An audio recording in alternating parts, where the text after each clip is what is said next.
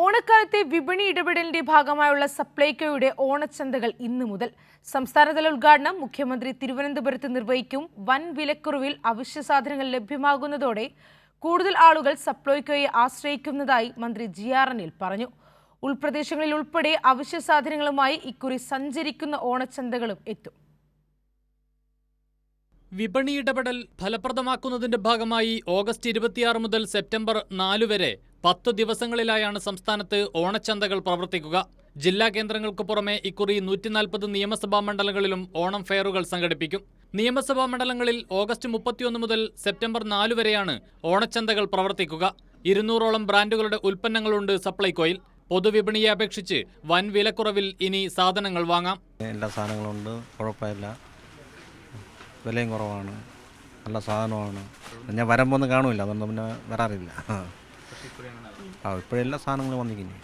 സാധാരണക്കാർക്ക് സപ്ലൈകോ വലിയ സഹായമാണെന്ന് സാധനങ്ങൾ വാങ്ങാനെത്തുന്നവർ തന്നെ സാക്ഷ്യപ്പെടുത്തുന്നു.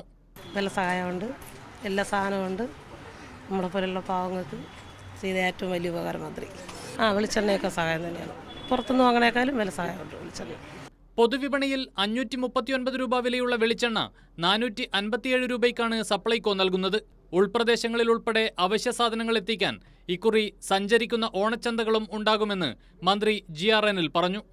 സപ്ലൈകോ ഔട്ട്ലെറ്റുകളില്ലാത്ത പ്രധാന കേന്ദ്രങ്ങളിലെല്ലാം സഞ്ചരിക്കുന്ന ഓണച്ചന്തയിലൂടെ ജനങ്ങൾക്ക് സബ്സിഡി ഉൽപ്പന്നങ്ങൾ വാങ്ങാൻ ഇത്തവണ ഗവൺമെൻറ് അവസരം ഒരുക്കിയിരിക്കുകയാണ്.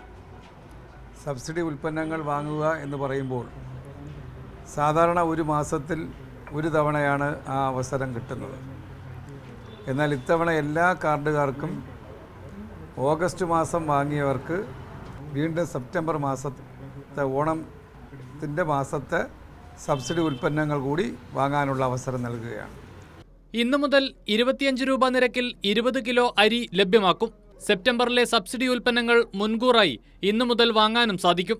ഇതിനോടകം തന്നെ സപ്ലൈകോയിലെ വിൽപ്പന സജീവമായിട്ടുണ്ട്. 300 കോടി രൂപയുടെ വിറ്റുവരവാണ് ഈ ഓണക്കാലത്ത് സപ്ലൈകോ പ്രതീക്ഷിക്കുന്നത്. കൈരളി ന്യൂസ്, തിരുവനന്തപുരം.